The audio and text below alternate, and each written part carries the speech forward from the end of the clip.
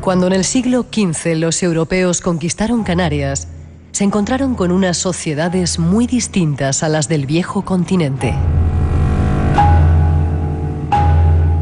Su cultura material era neolítica, su economía pastoril y su idioma el amasigue. Provenían del norte de África, donde todavía hoy habitan sus congéneres, mal conocidos con el nombre de bereberes o bárbaros.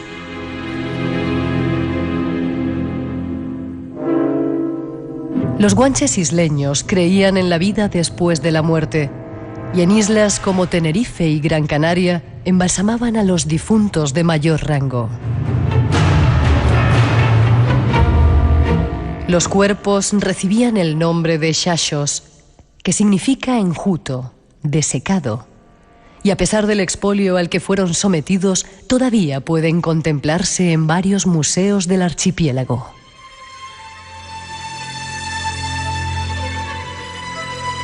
Los antiguos isleños lavaban los cadáveres con hierbas y agua y los sometían después a un tratamiento químico con manteca de ganado y otras sustancias de propiedades astringentes. Luego, dejaban que el cuerpo se secase al sol durante 15 días, en los que el cadáver podía ser ahumado por las noches o recostado sobre la arena durante el día.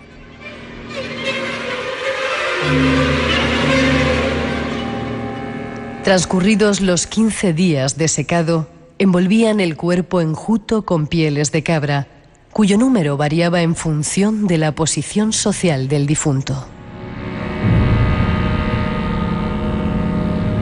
Por último, la mortaja se cosía y se marcaba para poder identificar al muerto en el futuro. Estas son algunas de las costumbres funerarias de los guanches, pero hay muchos más datos sorprendentes. Ahí están esos primeros datos. Fernando, yo primero me voy a decir a tiempo, podéis intervenir cualquiera de los que queráis, ¿no? He leído una parte de tu libro, Taucho, La memoria de los antiguos, y hablas mucho de eso, de algunos rituales que tenían los guanches. Como te digo, yo creo que un pueblo muy desconocido. ¿Todavía se sabe la historia real o todavía quedan muchas lagunas por conocer de los guanches? Quedan muchas lagunas. De todas maneras, precisar, Miguel, que guanches, aunque se ha generalizado para todas las islas, es verdad que aquí en Gran Canaria, por ejemplo, eran los canaris, en Tenerife los guanches, igual que en La Palma los venahoritas. Tenían un nombre en cada lugar. Claro, entonces es verdad que a finales del siglo XIX se generaliza lo de guanche, pero es verdad que también hay que precisarlo para saber en el contexto donde nos estamos. ¿Y pertenecían a la misma etnia o eran razas sí, tribus diferentes? A pesar de que en diferentes oleadas habían llegado a las islas, pertenecen todos de alguna manera al mismo ámbito geográfico, ¿no? ¿Llegaron de dónde? ¿De África? Sí, del norte de África. ¿Pueblos bereberes? Pueblos bereberes. ¿Sí? Sí. ¿No son descendientes de la Atlántida que dicen? No, hasta ahora que yo sepa, no. Vale. Una vez, el año pasado hablamos un poco contigo de algunas de las costumbres. Vamos, si quieres, a las creencias espirituales.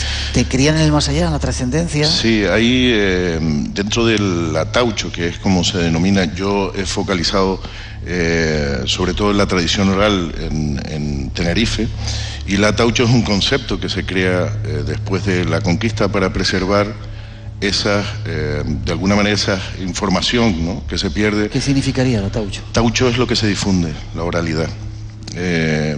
Dentro del ataucho, en el ámbito de las creencias espirituales, estaba la creencia, sobre todo en el ámbito de los muertos, la creencia en el Luyet, que es el mundo de transición, es donde al fallecer iban las almas a la espera de volver a este plano de la existencia, o si no, partir directamente hacia Majek, ¿no?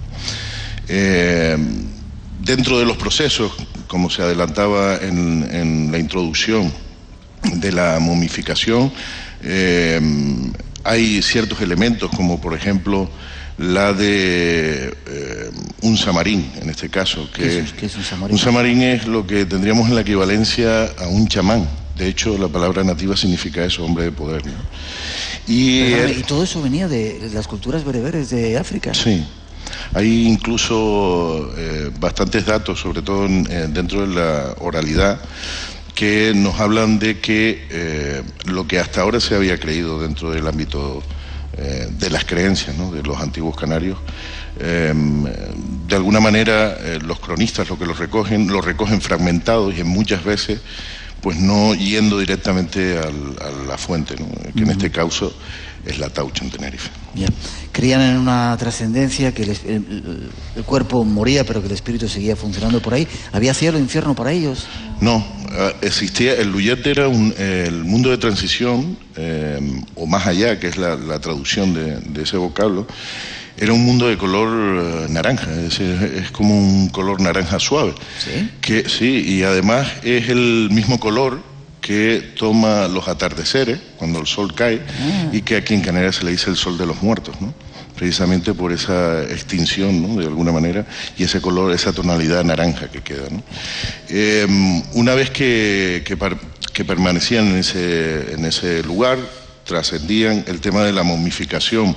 Habían ciertos elementos, en este caso el samarín, que de alguna manera guiaba o certificaba de que el maxio, el espíritu de esa persona, trascendía hacia el Luyet, o de alguna manera no se entiende como un infierno, pero sí es Chinechi, y el Chinechi es de alguna manera un estado intermedio entre este plano y el Luyet, donde se quedaban los espíritus, las almas que habían sido malas, ¿no? Malas, entiéndase, no como el concepto cristiano de tal, sino que habían hecho en vida, dentro de los códigos éticos que tenían, habían hecho algo que no estaba dentro de sus normas, ¿no? ¿La mujer tenía un papel importante o estaba subyugada como muchas otras culturas? No, totalmente. La chamato, en este caso es el nombre de la mujer, se entendía como la dadora de vida, y por ende la que daba la capacidad de ser persona, por así decirlo, dentro de la sociedad. La madre, en este caso, transmitía la herencia espiritual, y el padre la herencia material. Ya. Si dices que venían de pueblos bereberes, ¿por qué no hay momias en el Sáhara, en esos pueblos? ¿Por qué la momificación es una costumbre propia de aquí o la trajeron también de por ahí? Se trae desde el continente, es decir, la momificación, pero no una momificación entendida como los la egipcios. Exacto, como la que podremos encontrar en Egipto. Es más bien, yo diría hasta es decir, es un estado anterior, ¿no?, a lo que hacían los egipcios en embalsamar. Es verdad que el cadáver, como decía la introducción, era lavado. En este caso podemos hablar de mirlados, porque no era una momificación en sí, sino era un desecado del cadáver. En esos días, cuando alguien fallecía, se hacía una hoguera delante de la puerta del lauchón, en este caso del fallecido, y venían unas personas que se llamaban iboibo, que son los apartados, es decir, de alguna manera es las personas que trataban con los cadáveres, se llevaban el cuerpo. Además había toda una serie de rituales tendentes a significar el dolor, ¿no?, como es apedrearlos, gritarles para que no se llevaran el cadáver, y se los llevaban a lugares apartados que estaban acondicionados para ese menester. Y después de hacer esas desecaciones, donde se utilizaban plantas, se utilizaban materiales de piedra volcánica en polvo, y encima de unas brasas con piedras, callados de mar, se le daba fuego, y se le iba de alguna manera secando hasta que tomaban una coloración acaramelada. Posteriormente, como decía también la introducción, dependiendo del rango del difunto, se le ponían pieles para ya posteriormente llevarlos a esas necrópolis donde descansarían. ¿Cómo eran las necrópolis? ¿Eran cuevas? Sí, eran en cuevas que tenían una orientación. Durante casi una luna permanecía este samarín de alguna manera influyendo influyendo a través del Maxio para que tomara el camino del Lullet. Además tenía como buen augurio que en esos días al Samarín le hubiera crecido el pelo o las uñas, quería decir que había tomado el camino correcto hacia el Lullet, y si eso no ocurría, pues se temía que el Maxio se quedara vagando entre nosotros y causara todo tipo de males a los vivos. Y creían en los fantasmas, en los espíritus. Sí, además es muy común esa creencia todavía hasta hoy en día en esos maxios, ¿verdad? Esos espíritus que se arrimaban a los vivos para vivir de su energía vital y causarle todo tipo de afecciones, ¿no? Físicas. Durante un tiempo el pueblo guanche se cayó en el olvido, muchas de sus tumbas fueron... a mí me han contado que había algunas de las cuevas donde se había encontrado una necrópolis guanche, se utilizaban para echar ahí escombros, se perdió un poco toda esa memoria. La hemos recuperado por fin, ha vuelto el respeto por ese pueblo, que quizá fueron los castellanos cuando llegaron aquí. Siempre se ha custodiado inevitablemente siempre hay apariciones, ¿no?, de estas cuevas de manera fortuita además, ¿no? Sí es verdad que a mediados, finales del siglo XIX hubo un expolio importante, y en siglos anteriores también, porque se puso de moda en las cortes europeas tomar el famoso polvo de momia, sí, que daba vigor. También como coleccionista hay una historia que estuvimos investigando hace poco sobre unas momias que quedan desaparecidas, que fue un regalo que se le hizo a Maximiliano I, el emperador de México. En fin, que tuvo una serie de procesos, pero muchas veces son cuevas que aparecen de manera fortuita, que no... o otras buscadas de profeso, ¿no? Pero sí es verdad que siempre se ha tenido respeto por el culto a los antepasados, sobre todo la gente de nuestro campo, y revelar dónde están estos lugares, pues poco que menos que es un aprobio contra nuestra cultura. Sí, quedan muchas por descubrir, muchas momias, muchas tumbas. Hay bastante además. Tenéis que haber visto a los cuatro así diciendo que sí. A mí me contaron una vez estando por cierto sitio donde había una, y afortunadamente está protegida. 1:29, 2:29, qué raro esto de cambiar la hora desde aquí. 1:29 en las Islas Canarias, 2:29 en el resto de España. Esto es El Espacio en Blanco, estamos haciendo un programa especial desde Telde, la ciudad, dicen, de las brujas y de los misterios. Tras esa introducción seguimos.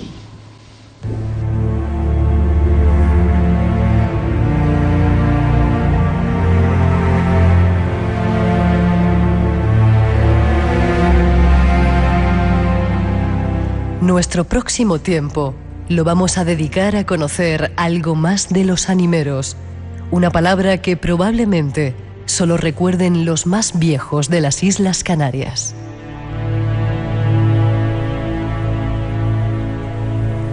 El animero fue hace décadas una figura relevante en la cultura canaria. Su espiritualidad está relacionada con formas de culto y creencias religiosas de los antiguos canarios anteriores al cristianismo, y se podría considerar una fusión entre las creencias nativas y las figuras cristianas.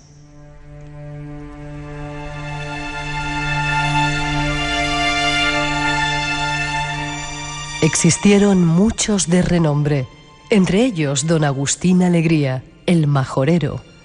Él fue el último de los animeros que hasta hace medio siglo poblaban las Islas Afortunadas.